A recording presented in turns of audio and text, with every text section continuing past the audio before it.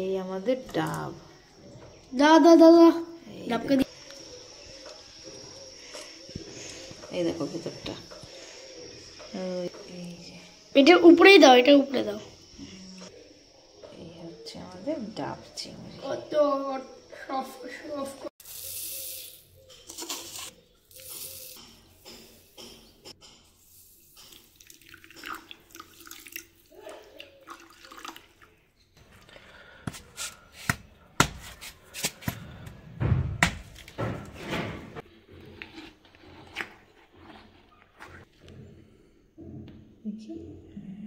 এই যে মালাই, অল্প হয়েছে, আরেকটু মালাই লাগতো।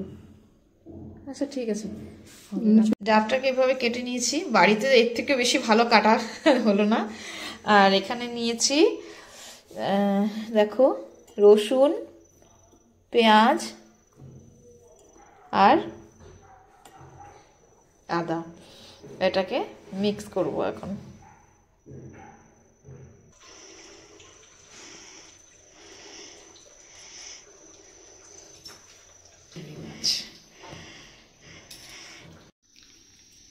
লবণ দিয়ে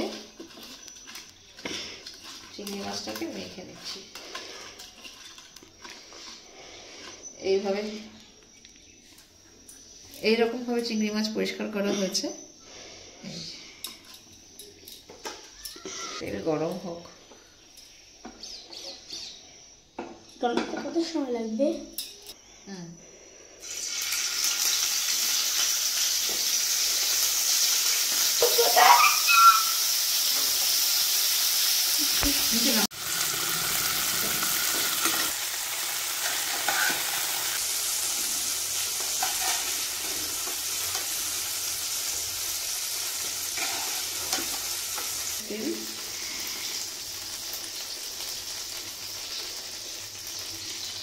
দিয়ে দিচ্ছি পেঁয়াজ রসুন।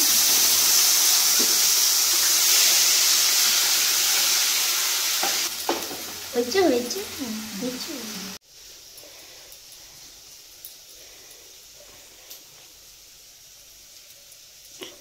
এটা আমি বের করি।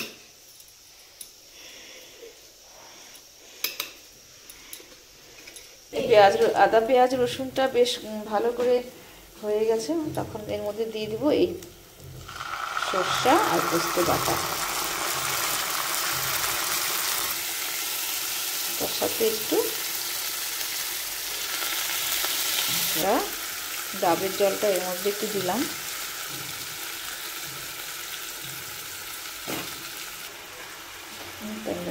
এখানে ডাবের জল আছে, কিছুটা ডাবের জল আমার ছেলে খেয়ে নিয়েছে, আর কিছুটা এর মধ্যে দিয়েছি। এই বাকিটাও মনে হয় এখানে দিতে হবে, তো দেখছি। ডাবের পাল্পগুলো এর মধ্যে ঘুরছে, তো এর মধ্যে আর একটু নারকেলের জলটা, ডাবের জলটা দিয়ে দিচ্ছি। হালকা একটু লবণ দেব, একটু লবণ দিয়ে দিলাম। মাছগুলো সবগুলো দিয়ে দিচ্ছি। এটা দিয়ে বেশি ফোটাবো না, কারণ এটা আমাদের এখন ডাবের ভিতরে যাবে।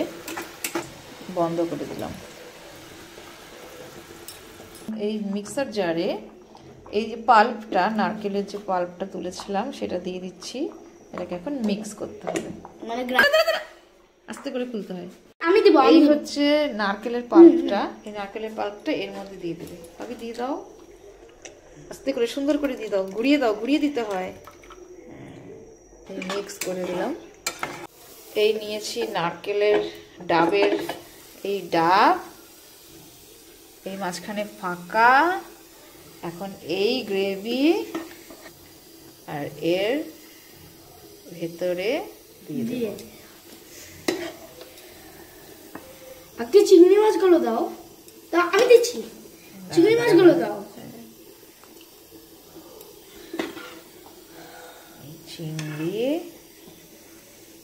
চিংড়ি মাছ ফার্স্ট, এই মুখ ফিমেল এই দিয়ে দিলাম।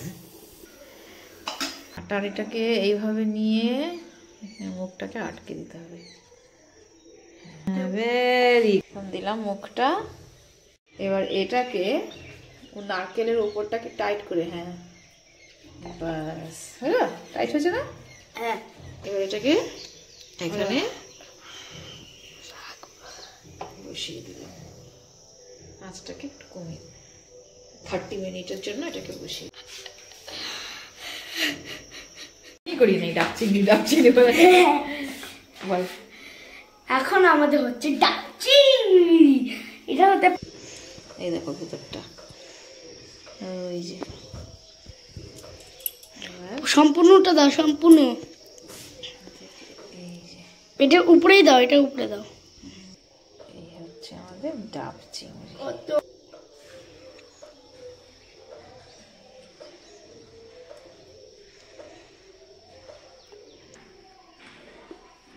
ভালো হয়েছে। ভালো আছে?